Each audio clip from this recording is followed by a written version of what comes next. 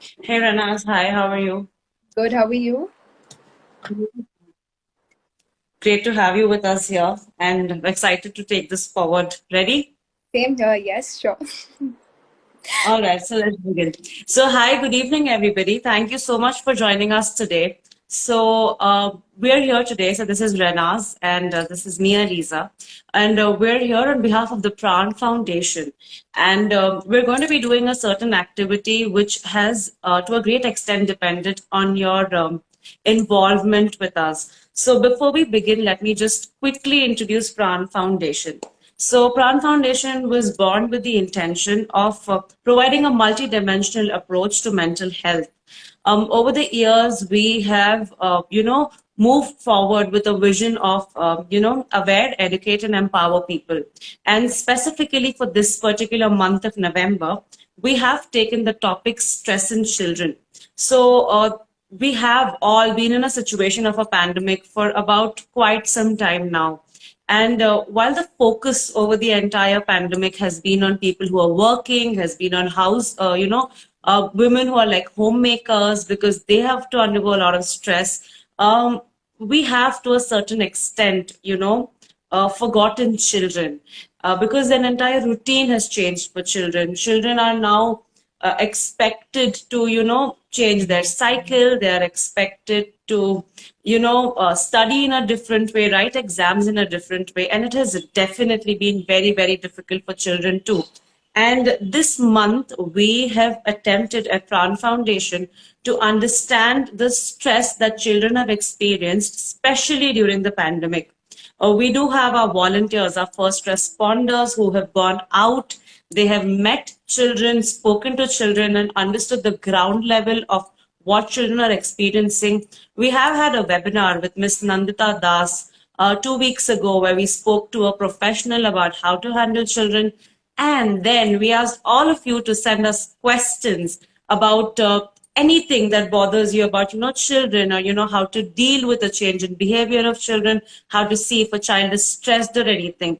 And on LinkedIn, on Instagram, and on Facebook, we have got a lot of questions. So today, Ranaz and I are going to attempt to answer these questions.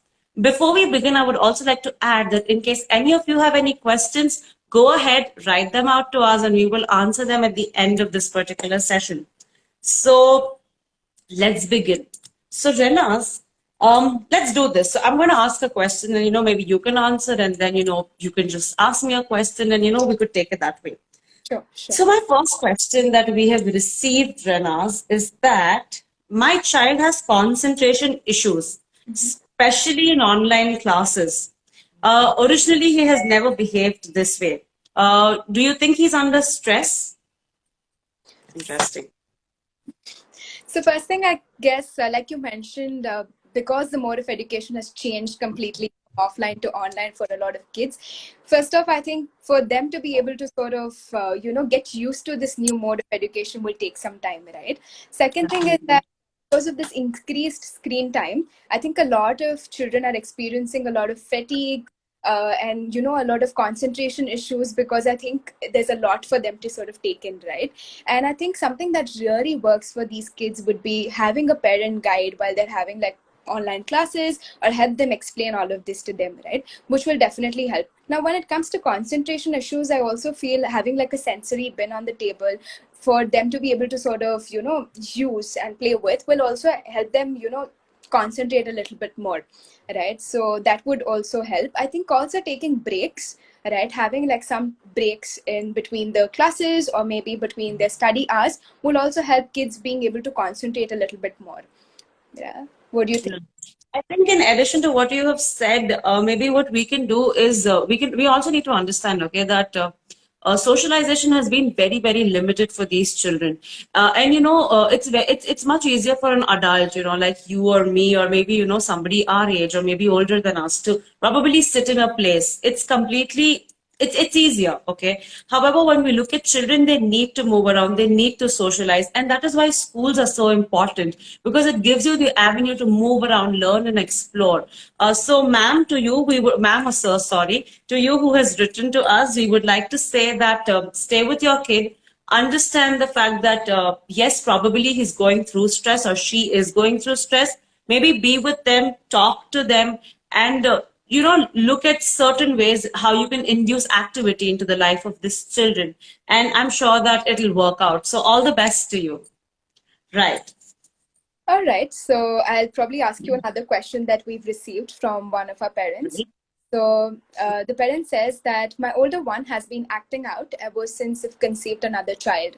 So she says that he's not attending classes or speaks to anyone in the house, and then the behavior of the child has completely changed ever since the younger one's born. What would you like to suggest? Right. So, to you, the writer of this question, we would like to say that, yes, sibling rivalry. We would not like, I don't know if we would actually term it as sibling rivalry, but we would like to say that many a times, especially with the older kids, you have focused all your time and all your attention on this particular child. Now, what happens in the presence of another child is that the focus shifts, and the child might not understand that this is happening because the other one is younger, especially when the age gap between the two children is really less. Okay, so this is something we need to be able to understand, that children perceive it, for the better of a lack word, a child might perceive this as a threat to the amount of love or affection that he's getting from his parent. So, firstly, you need to neutralize this threat feeling. I know that it is very, very important that, when you do have another child, you need to give him or her more concentration. And what you must do in this situation, ideally, is even before the child has come out, you need to kind of make the older kid a little more responsible for this child. All right.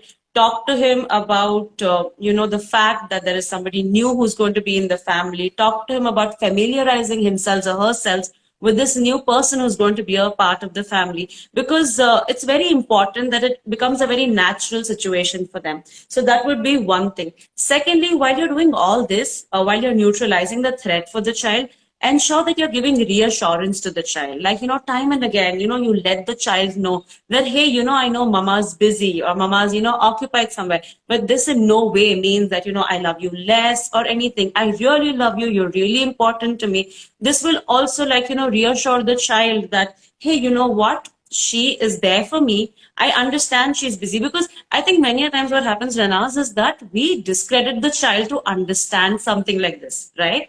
And children do understand all of this. So we need to give that sort of a reassurance. Just two more things. Another thing that you could probably do is you can engage the child in the activities that is that require that are taken care that are being done when the younger child has to do something as simple as, a diaper change, maybe, getting a little water, maybe, asking the child to help arrange the area where the kid sleeps, getting something for the child, getting something for yourselves.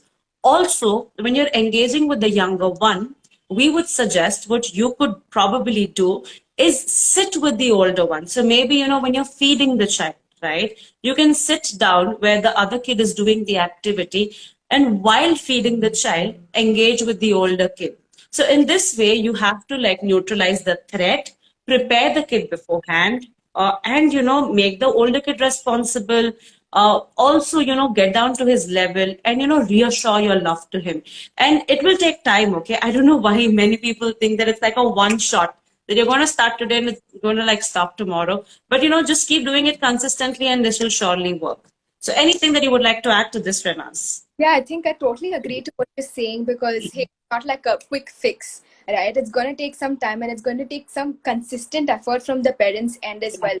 Be able to constantly make sure that, you're making your child feel really special, giving that sense of attention, making him or her feel like, hey, you're equally important as the younger one is. So I think that Yes. effort from a parent is also as important as, all of this that you've mentioned. I totally agree to what you're saying.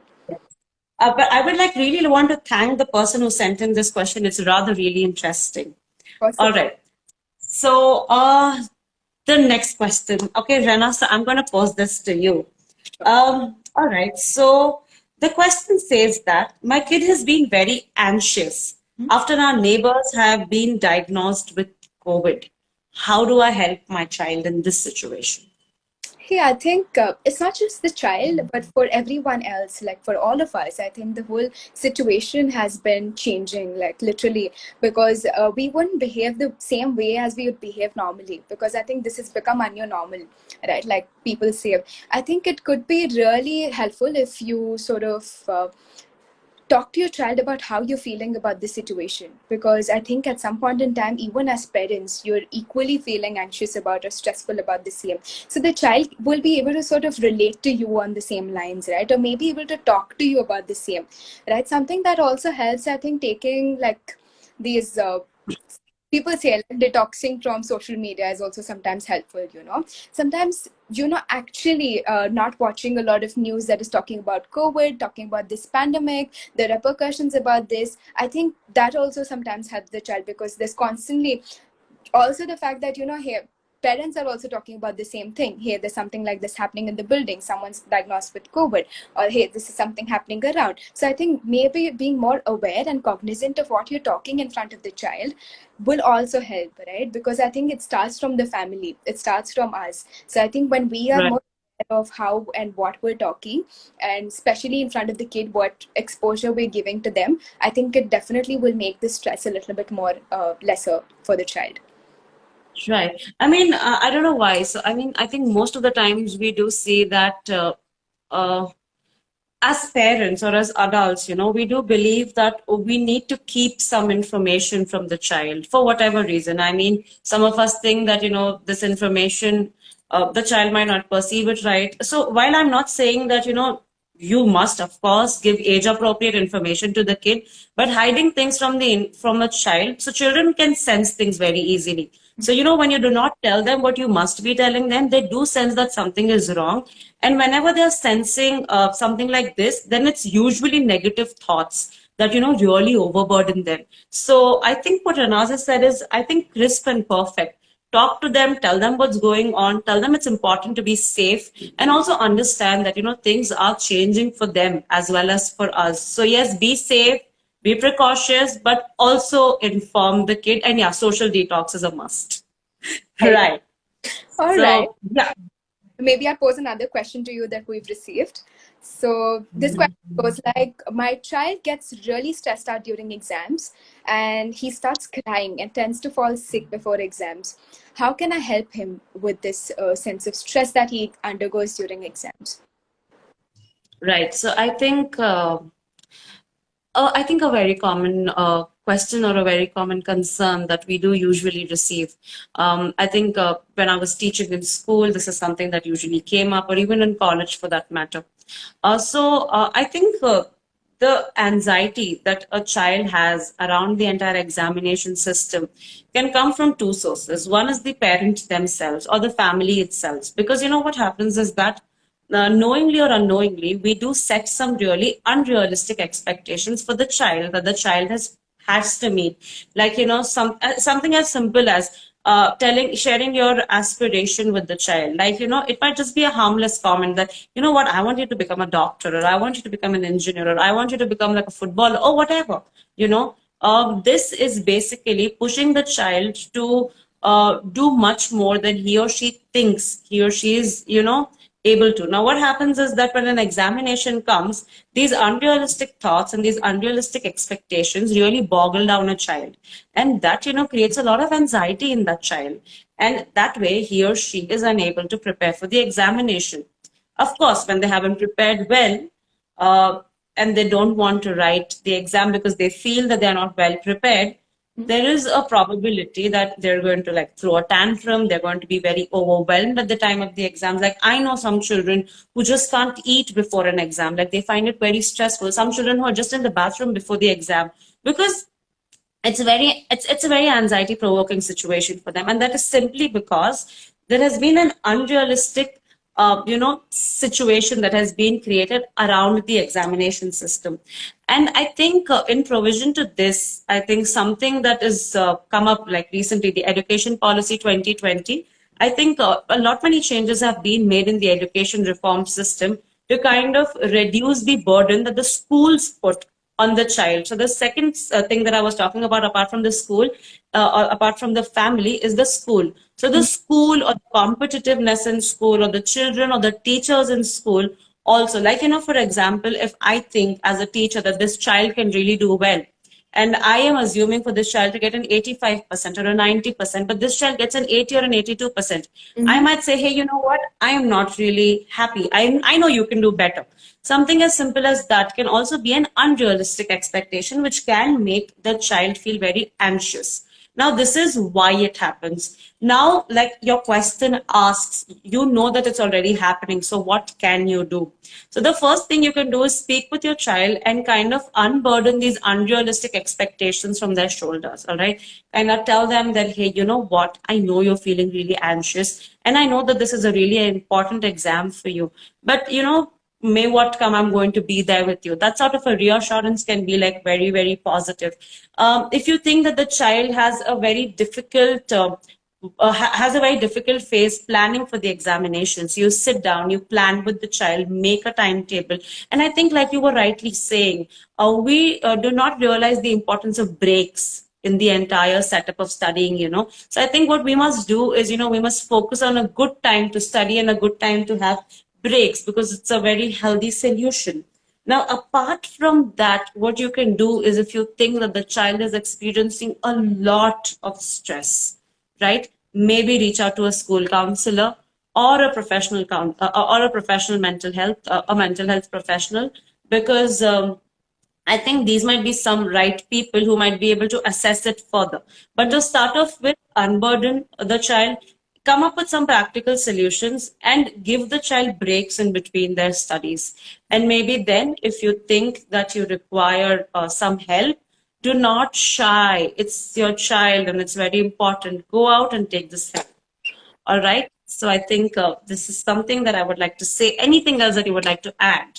Yeah, I think it's really important, and the fact that your parents talking to you about, like, hey, it's okay if you're not going to score as much as hey, you think you will. Hey, it's okay if you don't make an 80 this time. Hey, it's okay if you sort of are not prepared and you maybe fail. Yeah, it's not going to be the end of the world, right? Maybe talking to your child like, hey, it's okay to fail. It's okay. Accepting failure and also taking it in a very sportive manner is very important. I think also, like, your parents talking to your child about, hey, this is what I was when I was a child. This is how I used to study. Hey, maybe I didn't score as well, but you see, your father's actually become something right now. Because I think the whole concept of education, getting some marks, being able to have that credit has been so important and has been so much imbibed in a lot of kids that they feel that's the end goal. It's the end of the world. Yeah. And I think they believe that, hey, if I don't score well, I don't think I'm going to do anything else in my life, right? So being able to sort of talk about your experiences and how you have come through is also really essential sometimes. Brilliant. Yes, I think that's very important, because especially I'm not sure if this happens everywhere, but since I've come from the Indian culture, I think I can comment that parents do want to have such a perfect picture about themselves, that I cannot break down, or, I am in control and I'm in charge. So, like, I was watching this series, Never Have I Ever, and there's this character, Nalini, okay? So she's the mother of the character, Devi, who's playing the protagonist. She herself is going through the grief of her husband's death. But she never lets her child get to know about it, and she's never dealt with her own grief, which has then led to problems. So I think this idealism of perfection that we have as parents, I think we need to shun that, because that's when our children are going to be able to look up to us, open up to us, and speak up to us. And I think that's really, really very important. So I think thank you for getting that on the table, Ranas. With that, let's see what our next question is. All right, quite an interesting question. So this question says that we have recently shifted cities, and my daughter is unable to adjust to her new school. What can we do? Yeah, actually, shifting from one place to another could be could lead to cultural change. Let's say that, hey, I'm shifting from one place to another. Maybe there would be a lot of changes, right? Specifically, let's say change in the house, change in the school, being able to sort of make new friends. Again, the teachers, the curriculum. There's so much more like that kid has to adjust to.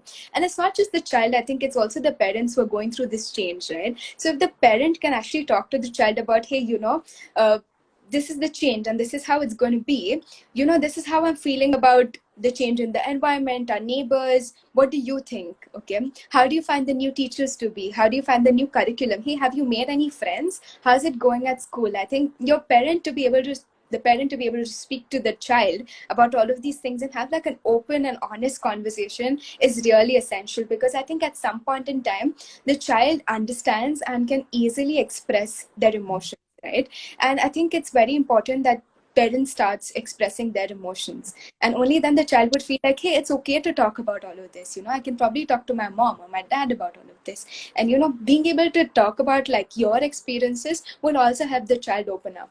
What do you think? Right. I think that's absolutely true.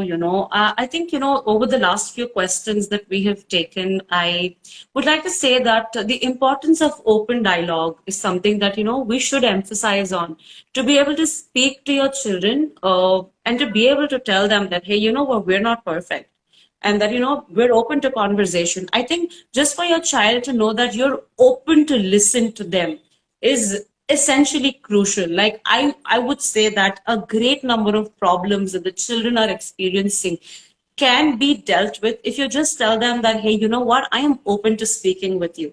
So I think that is very, very, very important, that you give them the platform to talk to you and leave it open for open dialogue. Yeah. I mean, just I want to say to people who've joined us that we do have quite a few questions that have come in, and we have kind of like clubbed them together. Okay, like we've taken like the common topics, and we've like put them together. So we won't be able to answer all the questions that have come in, but we're going to like take maximum of them. Okay. Now, I think that's mostly it with that particular question. I think just speak with them and understand what they're doing. And you know what, especially when you're shifting cities or anything, like as simple as shifting a neighborhood, be more involved. Like, don't hover over them, but like interestingly, like genuinely be more involved with the kid, and that should essentially be very helpful. Yeah, true, I agree. Right. All right, so maybe I can ask another question. So this question: Ready? how to forgive parents and deal with their old mindset when you are the one who's affected by it? Seems to be a Right. very, So, very interesting. And I think a lot of kids. yes. And I think this is one of the questions that has actually come from a child. All right. So whoever you are, okay, we reach out to you and we understand that it's not easy. Okay, and let us put it out there. It's not easy. However, let me elaborate on why we think it's not easy to forgive. Somebody who's elder to us, especially because it's our parents. So, like I was saying, right? So we have this entire facade of perfectionism, which makes it very difficult for us to believe that for that they could do something wrong. Okay, and that's because of the society we live in. So as children, we need to understand that our parents are allowed to make mistakes. It's okay if something goes wrong, and there will be some times in life where you have to take the first step. All right, you need to understand that they're also humans, that they're also going through their everyday life. All right, yes, I know this is a session where we're talking about stress in kids, but since this special question has come up, I would like to address and tell that it is a high probability for parents to make mistakes. All right, so that's one thing out there. The next thing out there is that if you think that there is a place where there is a difference between your parents and you, um, and you don't know what to do about it, stop, tell them that, hey, you know what, I've seen this is happening and I want to talk to you about it. Listen to them and actually put in the effort to understand what they're saying. Okay. It's a myth that only parents are expected to understand what's going on. Okay. So we need to get over that myth, and we need to understand that, there might be something that's happening with them. Now, I would say that since you've come up with a question about forgiving your parents, I would like to make an assumption here that you have probably completed a process of understanding that something has happened and you have come to a place where you do insist that you probably do want to forgive your parents. So you tell them the problem, and again, don't expect a quick fix, wait for a bit, let them process what you've told them, because they're not robots. Okay, it's not going to be like, hey, so you know what, mom, you said this to me the other day and I did not like it, and I want you to apologize to me. That might come across as maybe very demanding, maybe very disrespectful, and it might lead to more problems. All right, so stop, share with them what you're feeling, let them process, and let them come to a place where you are. So what's going to happen in this entire process is that they're going to understand where you're coming from. And then, definitely there's going to be scope for a greater dialogue, and, you can both speak it out. And I wish you luck, and I hope that this is going to, help, and, you're going to be able to speak with them and understand what they're experiencing in all of this that's going on. So all the best to you. Anything that you would like to say to this? I think the first point that you'd mentioned about like parents could be wrong, I think it's so important for all of us as children to understand that, hey, there's no guide to parenting. There's nothing like a rule book, hey, parents should be like this, parents should be like that. It's the first time that their parents do, right? And even if it is the second time, it's obviously going to be like a trial and error that the parents are going to experience. Okay, this is working for my kid, this is not. So maybe being open to seeing your parents as human beings at the end of the day and not parents as such, I think it's very, very important. And one more thing that I'd like to add is that, hey, it's not important that your parents are right and you're wrong, or you're right and they're wrong. I think you both could be right in your own place, and you both it's perceptions. And it's also, I think, a lot of generational gap, a gap in mindsets. And I think for them to be able to understand, hey, what is it that's going on right now? What is my child experiencing and expecting is also important. So maybe having like this open dialogue, like Aliza, you mentioned, I think it's very important to have that with your parents. Yeah, I think, I have not seen any parents who haven't changed. Like, I can take my parents as an example. I also know your parents. I can take your parents as an example. I mean, I see them strive more than us to become a part of the society every day. But it's definitely difficult for them because they have come up growing in a place and a stage which was very different than ours. All right. So we absolutely need to give them that pass that, hey, you know what? This person is trying, okay, and let me just give him a pass and let me see how it's working out. So to this question, especially, all the very best. We hope you are able to reach that place and speak with them. All right, with that, let's get to our next question. So, Renas, this is for you. This is from a parent whose child is 3.5 years old. So the parent says, my son is 3.5 years old. He's very hyper. He throws a tantrum and he starts crying whenever he does not get something that he wants. How do I deal with the situation? Right. I think first off, I think it's important for letting your child understand that, hey, it's okay to cry. Right? The fact that if he's crying, let him cry. Just be there with him. Let him experience that emotion and let him actually vent everything out, right? Just being there for your child while he's crying and understanding that, hey, you're crying, but you're not supposed to throw things around, right? You're crying, it's okay, I'm here, I'm going to be here. You cry as much as you wish. And then maybe setting some boundaries for your child and letting him know or her know that, hey, you're asking for this. I'm sorry, I can't give you this, okay? Or I would love to give you this, but only when I think you do something, right? Like a reward system for the kid is also important at some point in time. Hey, you're going to get this. I'm not saying you won't, but let's see. Let's have a deal, okay? If you do something and then you're able to achieve it, I probably will give you what you want, right? Having that sense of accountability, that sense of boundaries that you're also drawing for the child is important at some point in time. And also helping them experience that sense of emotion, that hey, it's okay to cry, it's okay if you'd like to cry, rather than shushing them away that hey, shush, you're not supposed to cry, don't make a fuss out, don't cry, right? It's important that you let your child cry. And it's also important that you give your child as much as attention as you can, because he's just a 3.5-year-old child, right? So he's a toddler. I think being able to give that sense of attention, and sometimes it's just a cry for help for a lot of children, that hey, they need that attention from their parents. So I think that's about it. Anything that you would like to add, Aliza? Yes, I think this is actually a very, very sensitive topic. And when we do our volunteer training programs, I think this is a question that we actually do hear a lot. And especially, since this month we've been focusing on children, I think temper tantrums have been a recurrent topic of concern that, people have brought to our attention. Now, I would just like to add, I think to whatever you said is absolutely perfect. The first thing is letting a child cry. However, the second thing is for us to understand that if it's actually a temper tantrum or is it a child seeking attention? All right. I'll tell you what happens that especially for children who are, I think, younger than 10, 12 years of age, right? They find it extremely difficult to express what they're feeling. All right. They don't know the probably they don't know the words, probably they don't know how you're going to react. So what they're going to do is they're going to test waters. Okay. And in being testing waters, they're probably going to throw a tantrum.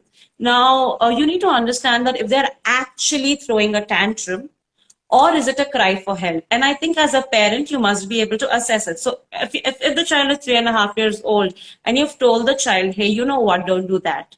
All right. The child definitely understands that he's not supposed to do it. So he might do it once or twice. So you've actually set a boundary.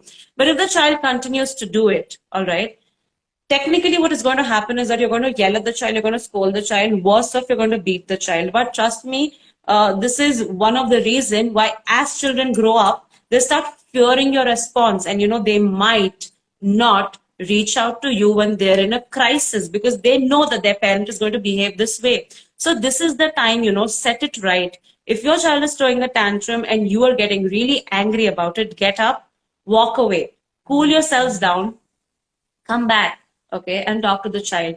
Tell the child that I know you're a smart kid and I know that you're not supposed to throw it, but you're still throwing things around.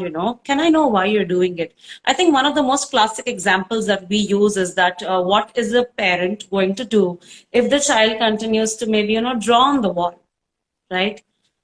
We are going to scold the kid, but I think that's where we need to understand, okay, maybe if they're doing something that can be contained, contain it down, let them do it. Set the behavior, understand if it's actually a tantrum or if it's actually a cry for help. And again, if the child is actually crying, right, most of us tend to shush them off, like you were saying. It's very dangerous. And I love how in the beginning you said, so if he is crying, let him cry. I think that was like a stereotype you broke. And I mean, I absolutely loved it. So it's also okay for boys to cry. I know most of us know it, but I just want to put it out there, all right? So girls can cry, boys can cry, everybody, like animals can cry, everybody who has feelings is allowed to cry. So let them cry, be there with them, reassure them, understand why they're doing what they're doing, set boundaries if required, and maybe go and like just retest them at another time. So I think that's mostly it. A very touchy question. Sorry it took so long, but I think these were some important points that people really need to know. Of All course. right. All right. So here's the last question that I have for you. All So right. the parent asks that what to do if a teenager refuses to listen to you. Right, teenage, quite a stage in itself, I must say. So, what happens, when you're dealing with a teenage kid is that you need to understand that they themselves are confused, okay? Everything in this stage is mostly to do with exploration, identifying new things, and basically testing their independence, all right? Because after their teenage years, they're going to move into young adolescence. Almost, I mean, by the end of this stage, they're going to move into the real world. Like they'll be out of school, they're probably like in college or they're in university, and they're testing relationships and everything. So I believe what children do require at this age to a great extent is a little amount of independence. However, we need to understand what is independence and what is like not paying attention to them at all right? So what I would suggest if your child refuses to listen to what you're saying is give the child options. I think that really works very well with adolescent children. Don't say them, so hey, we're going to a party and this is the dress you're going to wear. Instead, tell them that we're going to this party and this is what is going to happen. So, probably we're going to this party where there's going to be a puja and then there's going to be a dinner. So I think you would look good in these three dresses. You can pick any of these or something else you want to wear. Let me tell you, teenage children want to listen to you, but they also want to rebel. But when you give options, the question of rebelling is out of the picture. because then they know that you're not forcing something onto them, you're letting them decide, while at the same time, parents, this is for you, magically it's under your control because he's doing one thing that you would want him or her to do, while you're also letting the child understand that this is something he's doing. So maybe, you know what, giving options works absolutely best. Again, what happens is that with teenage children, most of the times we get into a closed monologue that, you know, and especially, you know, if they do something wrong, like I have seen some parents, when a child does something wrong, they're going to recollect the child, they're going to recollect to the child probably things that he's done 10 months ago, which are wrong. All right. Now, if you're going to keep doing this, then the child is actually going to stop listening. Okay. So children, like teenage children, are like some superheroes. Like they have this amazing capability to zone out. Like they're going to stop listening to you. And I'm sure that that's not something that we're looking forward to, right? So have an open dialogue with them. Tell them what you think does not work well. Ask them what, you know, they think did not work out, because they're so independent by this time that they understand what's going on. They're actually looking for people to take their opinion. However, just in understanding the overt characteristics of these children, that, you know, they're notorious or they're rebellious, or, you know, they never listen to me, or they're just refusing to me all the time, what we're going to do is that we are going to close the passage of dialogue with them.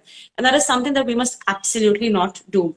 In addition to everything, we understand, okay, as psychologists, that you are, or actually, you know, even as children who've come out of teenage maybe recently, we do understand that whatever you're going to say is going to be in the best interest of your child. All right. However, don't be very pushy. Like, I asked you to do this. Did you do it? Did you do it? Did you do it? Instead, you know, have some other reward system in place. Like, you know, actually, so we usually think, Renas, and I don't know why, we believe that something like a reward system is only going to work like for younger children. I actually don't believe so. I think that, you know, when they're in teenage, they have so much more to do. And it's so much fun if they achieve that on by doing things that, you know, they want to do. Like if you want them to work, help you in household chores. So just tell them that, you know, doing this particular chore is going to give you so many points, and this is going to give you so many points. And maybe if you accumulate so many points, you can dine out, or if you're comfortable, you know, you can spend a day with your friends, you can spend a night at your best friend's place, you can go out with your cousins, you can go to the movies. Like there are so many options that you can actually give to this child. And I think that's what you're supposed to do. So if he's not listening, give options, let them be independent. It's ideally very important actually for the children to choose during this age. And I'll tell you why that's also important, because if they don't take decisions independently during this time, they're going to find it very difficult to take, you know, independent decisions later. So you're actually sowing seeds for your children to prosper in life. And what else would a parent want if not this? So I think that's what I would like to say from my end to this particular question. Anything else that you would like to add?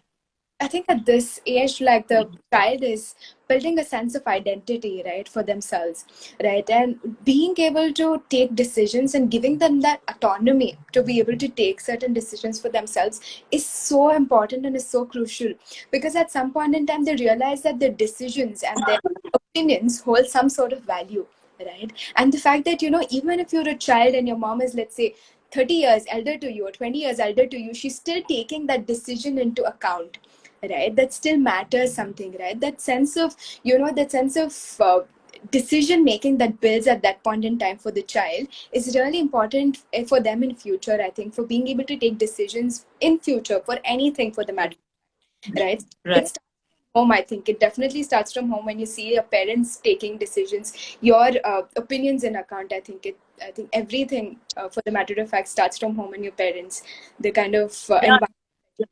Yeah, sorry. Like charity begins from home, training a child absolutely begins from home, and it probably like even begins from the crib if I am to like put it right. So, So any closing statements, anything that you would like to say, Ranaz? no, I think it's been like a really good life. And I think we've been actually poured with some really amazing questions. And I think it's really nice to be able to answer to all of this. I hope that we've actually answered to all your questions. And if there's any, maybe in future, you can definitely reach out to us, right, on the Instagram handle of Praan Foundation. While I think it's been a journey. I think it's nice. Thank you so much, Ranas, for joining us for this. I would like to thank everybody who's written to us. If there have been some questions which we have missed out and you've asked us, please just write to us, like Ranas just mentioned, on our social media handle. Or we're on Facebook, we're on Instagram, we're on LinkedIn. So please follow us, write to us, and thank you so much. Just a closing statement. Children understand more than they think. They let you think that they understand. Just identify this and be there for your children. Speak with them, and you're going to see them turn into such beautiful parents one day that you're going to be super proud of yourselves. So all the best to everybody who's sent in questions to us, and thank you so much, Ranas, for joining us. Thank you, Aliza. It's been really nice to be coming live with you. I think it was really great. Thank you. All Bye. right. I'll see you soon. See you. Bye, everybody. Thank you. Thank you. Bye bye.